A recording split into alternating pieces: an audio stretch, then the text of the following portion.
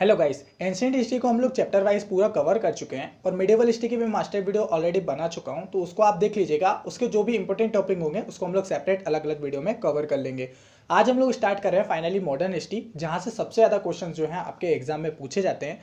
तो सबसे पहले ये देख लेते हैं कि हमारी मॉडर्न हिस्ट्री स्टार्ट कैसे होती है। अब देखिए, ये आपको जो ट्री दिख रहा है, ये ट्री को आपको समझना पड़ेगा। ये मॉडर्न हिस्ट्री का ट्री है।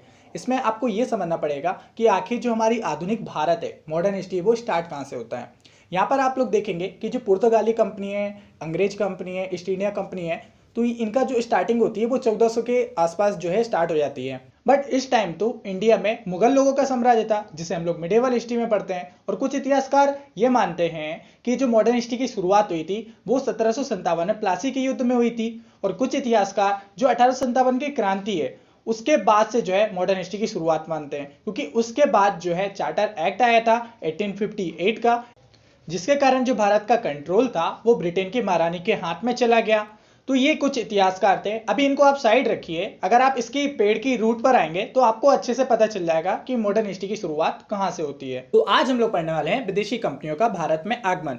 मध्यकाल में भारत को पश्चिम देश से जोड़ने के लिए दो मार्ग थे, पर्शियन गल्फ, जिसे फारस की खाड़ी भी कहते हैं, और दूसरा था लाल सागर वाला मार्ग। देखिए, ये जो लाल सागर वाला जो मार्ग था ना, ये दो कारणों से काफी दुष्कर था, काफी कठिन था, कॉम्प्लिकेटेड था।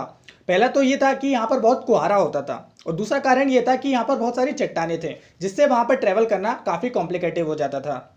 इसलिए ज्यादातर जो व्यापार हुआ करता था वो फारस की खाड़ी से हुआ करता था, और उसी को सबसे ज्यादा इंपॉर्टेंस दी जाती थी।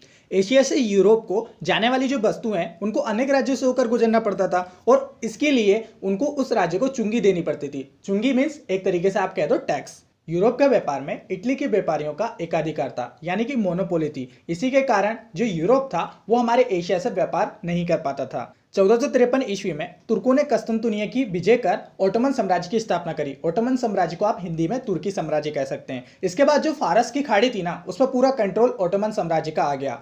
तो जितने भी यूरोप वासी थे उनको यहाँ से ट्रेड नहीं करा जाने लगा, तो अच्छी खासी बात लग गई सारे यूरोप व्यापारियों की। इसके बाद जो यूरोप वासी थे वो हमसे ट्रेड नहीं कर पाए, बट यूरोप के व्यापारी मानने कहाँ वाले थे, दिमाग में खुरापाती तो चलती रहती है। तो भौगोलिक खोज व व्यापारिक मार्गों के लिए ना जो पुर्तगाल था वो सबसे आगे था। यहाँ का जो शासक था प्रिंस हेनरी द नेविगेटर, इसने इस कार्य में जो है महत्वपूर्ण योगदान दिया।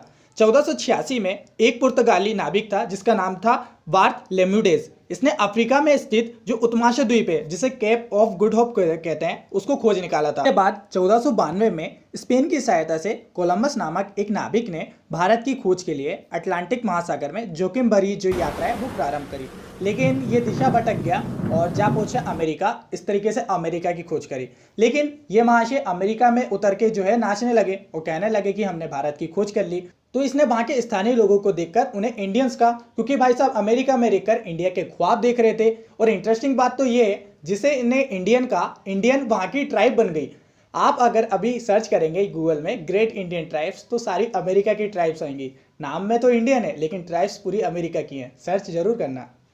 इसके बाद 1498 ईस्वी में एक पुर्तगाली था वास्को डी गामा। उसने उत्तमाशा आंतरिक, यानी कि जो केप ऑफ गुड होप है, उसके रास्ते से होकर जो है वो भारत में एंटर कर गया था। इसलिए एनसीईआरटी ने बहुत अच्छा आरडीओ बनाया हुआ है। उसमें वास्को डी गामा ने कैसे जो है ये पूरा रास्ता तय करा, कौन कौन सी परेशानी झेली और किस किस ने उसकी हेल्प करी, बहुत अच्छे से बताया गया है। तो मैं टेलीग्राम ग्रुप में जो है उसको सेंड कर दूंगा, तो आप फटाफट जो है टेलीग्राम जो ग्रुप है उसको ज्वाइन कर लीजिए। समुद्री मार्ग की खोज के बाद धीरे धीरे और भी यूरोपियन कंपनियां हमारे इधर आने लगी। तो हम लोग को ये सारी यूरोपियन कंपनियों के सीक्वेंस याद कर लेना चाहिए, ऑब्जेक्टिव में काफी हेल्प करता है। अब देखिए, इसके लिए जो है यूट्यूब में एक ब्लंडर क्रिएट हो गया है। अगर आप अभी सर्च करेंगे यूरोपियन कंपनियों का भारत में आगमन का क्रम, और आगे ट्रिक भी लिख देना, बहुत सारी ढेरों वीडियो मिल जाएंगे उस पर, और सबकी ट्रिक सेम ही होगी, जिसका नाम है पुत्र अड़ा डेढ़ फंसा।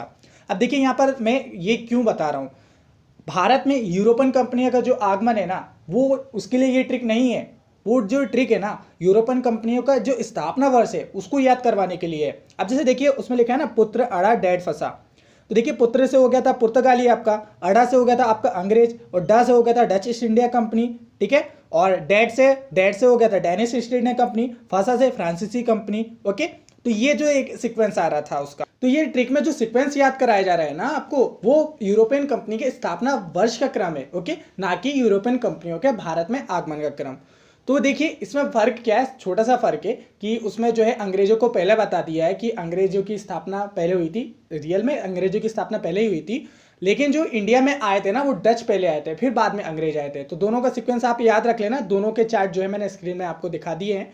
और इनके जो है कंपनी के नाम भी आप याद रख लीजिए, जैसे पुर्तगाली कंपनी का जो नाम था वो एस्तादो द इंडिया था, डच कंपनी का जो नाम था वो विरिंगदे अस्तोदो इंडिसे था, ब्रिटिश ईस्ट इंडिया कंपनी का जो नाम था वो the governor and company of merchant of London trading into the East Indies. तो देखिए इतना नाम याद नहीं करना है, यही हमारी जो ब्रिटिश ईस्ट इंडिया कंपनी थी वही उसी का नाम है।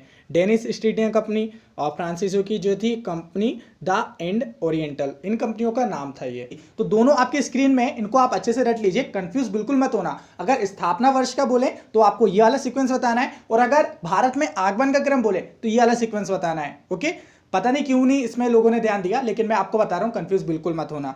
तो देखिए अब अगला पार्ट जो आएगा ना हमारा, वो ये सारी कंपनियों को हम लोग डिटेल में पढ़ेंगे एक एक करके। ओके, और हाँ, नीचे ये जो बॉक्स दिख रहा है ना कमेंट वाला, तो प्यारा सा एक फीडबैक दे दीजिएगा, और दोस्तों के साथ वीडियो शेयर करने का आइडिया बिल्कुल भी बुरा नहीं है, कर दीजिएगा।